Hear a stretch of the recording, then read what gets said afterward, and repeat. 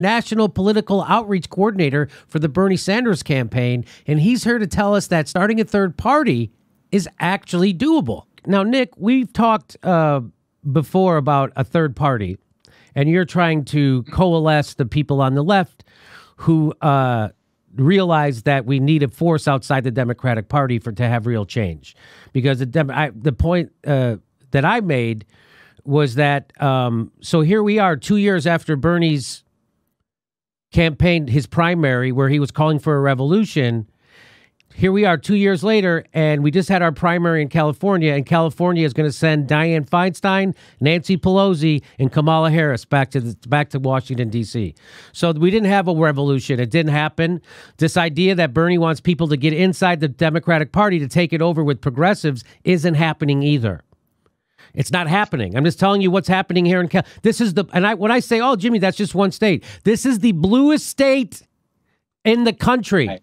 And we're sending Dianne Feinstein, Nancy Pelosi, who, by the way, just called for PAYGO. PAYGO, if you don't know what that is, means you cannot have a progressive agenda. That's just the bottom line. There's no chance to implement progressive policies if you're for PAYGO. That's just a fact. And so she's, of course, endorsing that because she's a neoliberal who responds to her donors. So this is what I've been telling people, that now look at where we are. And now the Democrats came up with a new rule. The Democrats are moving to the right, in case people haven't noticed. So they're becoming more pro-war.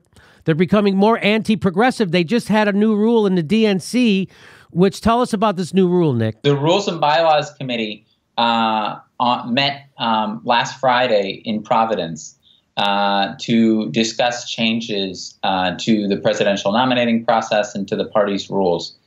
And the 32-member body of the Rules and Bylaws Committee, which is in charge of making the rules for the party, unanimously passed a new rule that says that in order to run as a Democrat for president, you have to your writings and your speaking in the past have to have affirmatively demonstrated your faithfulness to the Democratic Party. So that can be defined however the heck the DNC wants to define it. In fact, it's just one person who gets to make that choice. It's Tom Perez. Tom Perez alone can decide that, I think you've been a little too critical of the Democratic Party. You're out, So what you're saying is Tom Perez alone, the DNC chair, can say that Bernie Sanders or any other progressive is not a Democrat in good standing. Yes. And exactly. People go, well, they would never do that. They cheated him the first time, and no one's talking about that. So this new rule means that they get to decide who's a Democrat and who's not. And why, you think, why, as the Democrats, they think, well, why bother cheating him, waiting till the primary to cheat him, or waiting till the convention to cheat him, when we could just, block him from even running in the first place. We can cheat him at the door. You don't even get access to the ballot anymore. So it's like, why have 718 superdelegates, party elites, and insiders decide, the Democratic primary, each of them with the value of 10,000, mortal votes, when you can just have one person, Tom Perez, say, no, you can't run. You have not been faithful to the Democratic Party because you didn't give us your email list, or because you didn't fundraise for us enough. You critiqued us too much. You challenged this corporate Democrat that we didn't want you to. What they're going to do, Jimmy, is that they're going to wield this as a cudgel, as a scepter over any progressive, who would dare run in the party and challenge the corporate orthodoxy. They're going to say, if you step too far out of line, we can veto you, and you better know that. So you stay in line, so when the establishment approaches Bernie and they say, Bernie, I don't want you to endorse Cynthia Nixon. Bernie's going to have to think, geez, if I do that, I might burn up my faithfulness inside the Democratic Party and then no longer be eligible to run according to them. And there's a lot of confusion around this Jimmy, because some people say, oh, well, the Vermont Democratic Party gave him like an honorary Democratic status. Well, first of all, they could undo that at any minute. Second of all, the DNC doesn't have to recognize that honorary Democratic status. And third of all, it's all moot anyways, because Tom Perez himself can just decide you haven't been a faithful Democrat, you're out. So I keep trying to tell people, we're 2 years later after Bernie's primary was cheated out of it, he decides to keep telling people to join the Democratic Party. They keep cheating progressives left and right. This new rule is a perfect example that they could nullify his presidential bid in 2020, which is why everybody thinks he's staying inside the Democratic Party, because he's planning on running in 2020.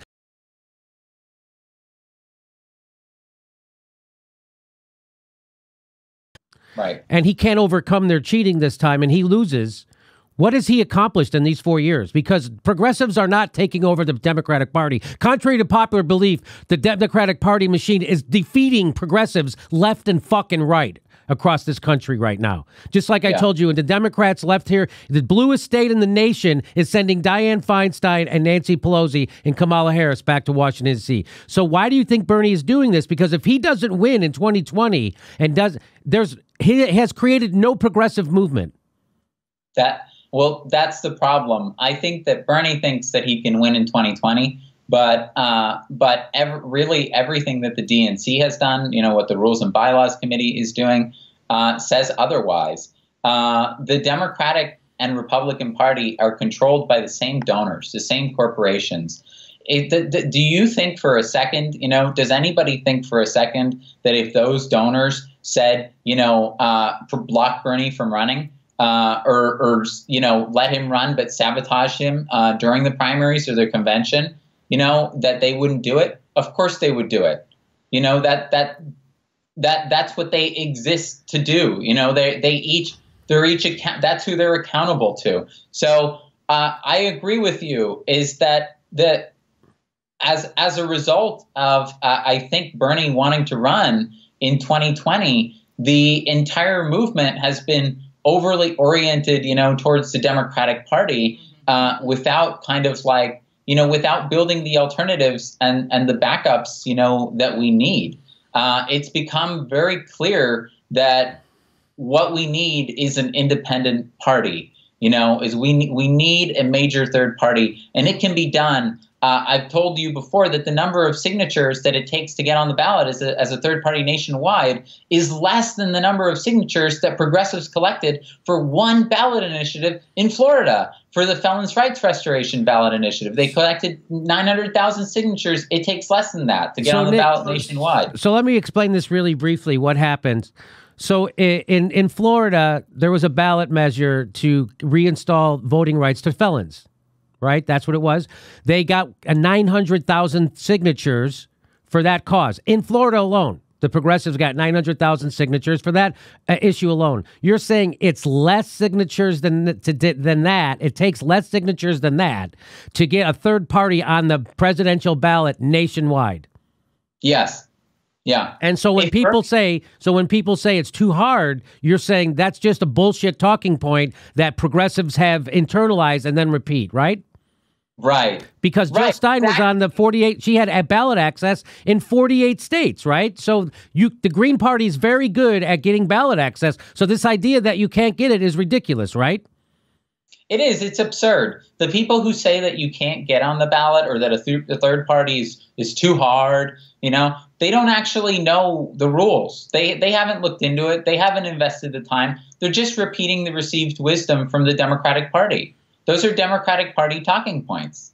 I couldn't agree more. So I just had a conversation with my friend who said I have to stay in the Democratic Party because I live in New York and I wouldn't be able to vote for Cynthia Nixon in New York if I wasn't in the Democratic Party. Well, the obvious answer to that is, well, wouldn't it be great if Cynthia Nixon didn't have to run in a Democratic primary to get on the ballot in November? Wouldn't it be great if Cynthia Nixon could actually join a party? There was a viable third party that she could run with. instead, and you wouldn't have to worry about being a Democrat, and you could say, you know, so that's how you, and then we finally have real change instead of now the Democrats know they have a stranglehold on you. Where else are you going to go, progressives? So it just, so to me, that's the kind of thinking we're going to have to overcome. Do you think we can overcome that kind of thinking? I do think so. I think that there is a change happening right now, and it's not localized, and it didn't begin with Bernie, you know. And so in the past 15 years, tens of millions of people have actually left the Democratic and Republican parties. This is a long-term loss of confidence in the political system and in the economic system. Those people who've left have become independents. Now, there's 45% of the country's independents, almost as much as the Democrats and Republicans combined. Each of them are at 27%.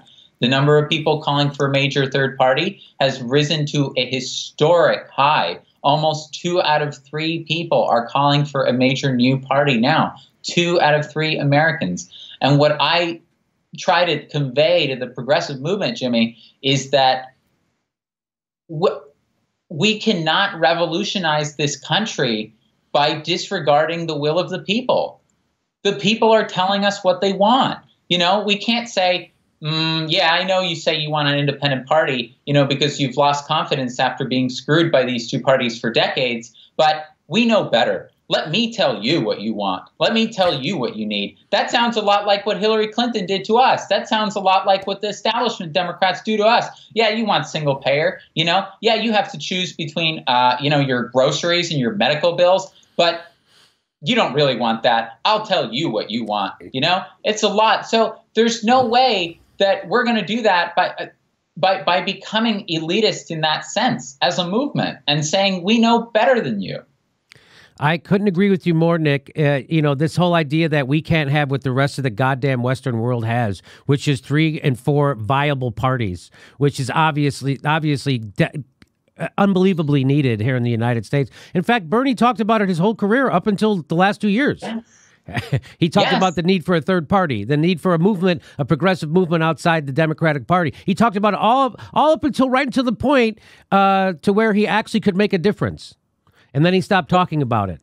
3 years ago, Bernie would have been on your show saying very close to what we're saying. It brings up something that's really important, I think, which is not very well understood.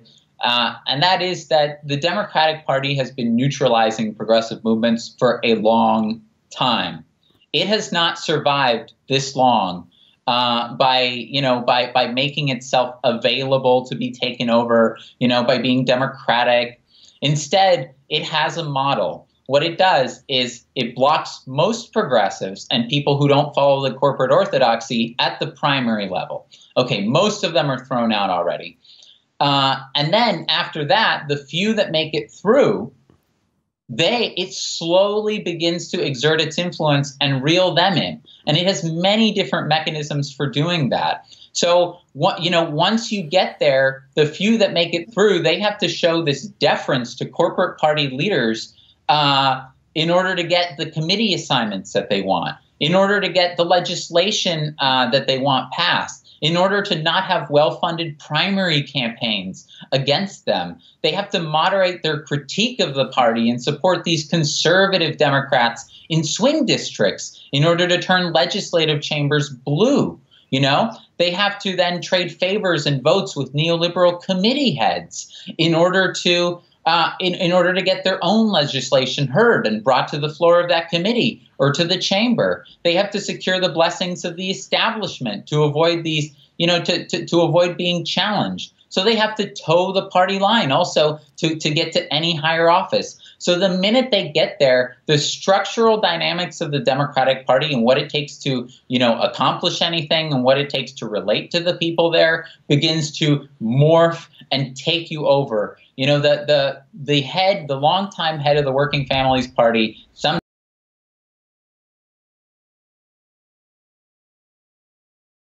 over. So most people lose in the primaries. The few that make it through get reeled into the establishment. And it's not because they didn't have the integrity as a person. It's just the structural incentives. You put someone in that environment, and that's what happens. And that's why we need a completely different party to replace that structure, one that is democratic, one that allows you to throw out leaders who aren't representing what you want, one that makes its decisions on the basis of what the people want in terms of the platform. The people decide the platform. The party members decide the platform. They elect the members. When the Democratic Party said it was going to, reform itself, and it created the Unity Reform Commission, did it do a tour of of working people across the country and ask them, hey, what kinds of changes do you want to see in the party? No, it created a commission with some party elites, corporate lobbyists, and consultants,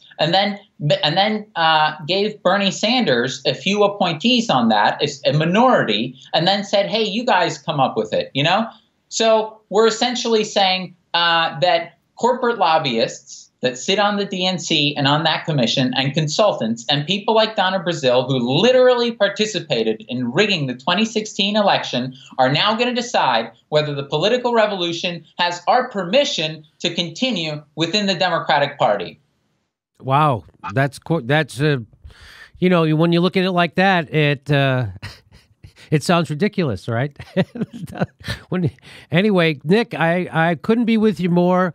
I just want Bernie to answer our questions. We support his. Everybody supports Bernie's policies. We all are progressives. We just have a difference in strategy, and we'd like him to explain it to us.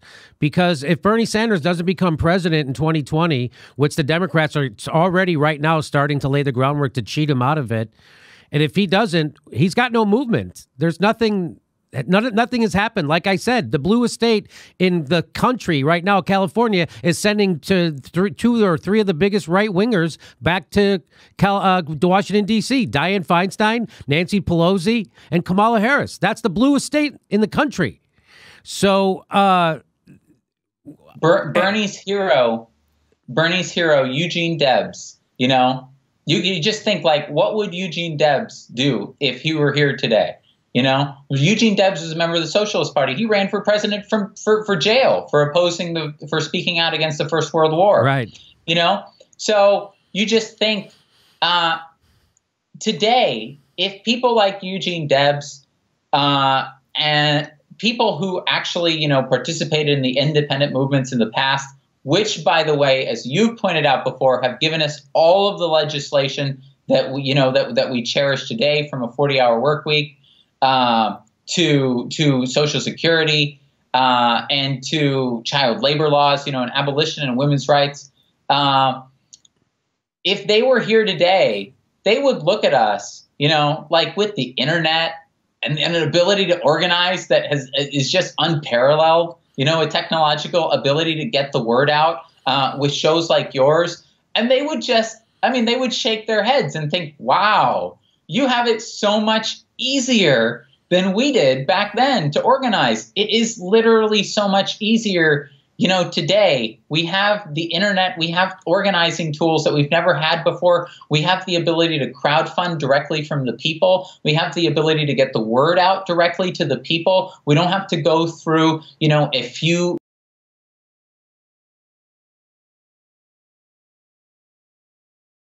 been before.